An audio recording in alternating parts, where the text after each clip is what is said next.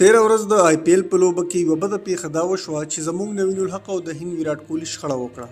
چې له هماغه راهیسې په رسنیو او ټولنیزو رسنیو کې یوازې همدا یوه موضوع ښکته پورته کیږي او په ټولنیزو رسنیو کې بیا د ویراټ کوهلي مینوالو خو په نوین الحق پسې بیخي خوله خلاصه کړې. په دې ویډیو کې د دغه شخړې په اړه بشپړ معلومات درکوو چې څه او څنګه وشو، له لوبې وروسته څه وشو، په دې هر څه کې پړ او ګناهګار څوک دی او په پای کې دا چې سزا چاته ورکړل شوه. پرون د لکنو او بنګلور ترمنځ لوبه وشوه چې دغه لوبه کې بنګلور بریا خپله کړه او نوین الحق د تیر په څېر یو ځل بیا ښه وځلېده او د 30 منډو په بدل کې 3 لوبغاړي وسوځول. کله چې نوین الحق توپ اچونه کوله یو مهال ویراټ کوهلي توپوهنې ته ولاړو،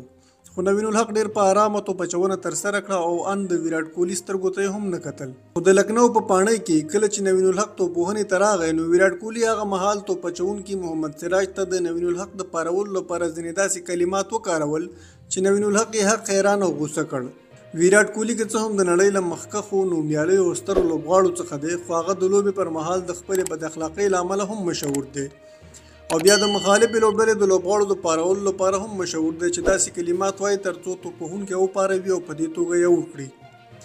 13 ورځ په لوبه کې هم ویراټ کوهلي ورته کار وکړ، خو دا ځل د هغه مخې د بل څوک نه بلکې نوین الحق ولاړو چې هغه هیڅکله هم د داسې پارونکو کلماتو پر وړاندې چوپ نه دی پاتې شوی او په هر میدان کې هر چاته په نره ځواب ورکړی دی او هغه دلته هم داسې وکړ او دې ته یې ونه کتل چې مخامخ د نړۍ تر ټولو مخکښ توپوهونکی ولاړ دی، کوی عام لوبغاړی، خو هغه ورته په نره ځواب ورکړ. هغه ویډیوګانې او عکسونه چې په ټولنیزو رسنیو کې خپاره شوي دي له هغې څخه په واضحه توګه دا ښکاره کیږي چې ویراټ کوهلي له لوبې وروسته هم له دې امله ډېر غوسه و چې څنګه یو افغان لوبغاړی چې په لومړي ځل آی پی ایل کې لوبیږي له هغه سره سترګې نیغوي. دا ویډیو تاسې وګورئ. نوین الحق د نورو لوبغاړو په څېر ویراټ کوهلي ته هم عادي لاس ورکوي، خو ویراټ کوهلي لاس نیسي او څه ورته وایي چې دا چاره یو ځل بیا نوین الحق غوسه کوي، ورپسې راګرځي او لاس هم وروي، خو نور لوبغاړي مخې له راځي او دواړه له یو بل څخه لرې کوي. له هغه وروسته بیا کیل راهول هم هڅه کوي چې د ویراټ کوهلي او نوین الحق ترمنځ جوړجاړی وکړي، خو نوین الحق له دوی دواړو څخه لرې ځي. داسې ښکاره کیږي چې راهول نوین الحق ته وایي له کوهلي څخه د بخښنه وغواړي، خو هغه ترې روانېږي.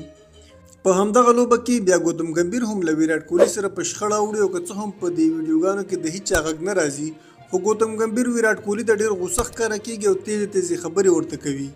دا ښایي د نوین الحق په سر هم وي یا ښایي ګوتم ګمبیر خپله پخوانۍ غوسه هم په ویراټ کوهلي سړوي، خو هر څه چې وي ګوتم ګمبیر بیا د نوین الحق او ویراټ کوهلي د شخړې له امله کوهلي ته په دغه لوبه کې سخت غوسه ښکاري. خو دا هر څه چې یو خوا د کرکټ د مینوالو لخوا څارل کیږي او هر څوک پرې د خپل فکر سره سم غبرګون ښکاره کوي، هماغسې د لوبو د اداره کوونکو لخوا هم د هر څه څارل کیږي او ملامت او سلامت دواړه د هغوی له پرېکړو سره سم معلومیږي. د آی پی ایل د قانون څخه د سرغړونې له امله ویراټ کوهلي او ګوتم ګمبیر دواړه د لوبې د 20 سلنه جریمه شوي دي. همداراز د دوی سزا هم 2مه درجه یاده شوې ده، خو نوین الحق بیا یوازې 50 سلنه جریمه شوی دی. د تیرې ورځې د لوبې د ویډیوګانو او بیا د لوبې د ریفري د پرېکړې څخه په واضحه توګه دا هر څه څرګندېږي چې په دغه ټول هر څه کې ګناه د ویراټ کوهلي وه. د تیر په څېر هغه دا ځل په دغه لوبه کې هم خپله بد اخلاقي کوله، خو دا ځل نوین الحق په دې هر څه سترګې پټې نه کړې او هغه ته یې بېرته توند غبرګون ښکاره کړ چې ښایي د ویراټ کوهلي په فکر او پام کې هم دا خبره نه وه. د یادولو وړ ده چې په همدې روان آی پی ایل لیګ کې ویراټ کوهلي د خپلې بد اخلاقۍ له امله په یوه بله لوبه کې هم جریمه شوی و. که تاسې د سریلنکا تجارتي لیګ کې د نوین الحق او شاهد افریدي شخړه وګورئ نو هغه هم همداسې ورته شخړه وه چې د لوبې وروسته نوین الحق عادي شاهد افریدي ته لاس ورکوي، خو شاهد افریدي ورته ډېر په غوسه کې څه وایي او همدغه چاره نوین الحق یو ځل بیا غوسه کوي. تاسې په دې تړاو څه نظر لرئ؟ په کمنټ کې راسره شریک کړئ.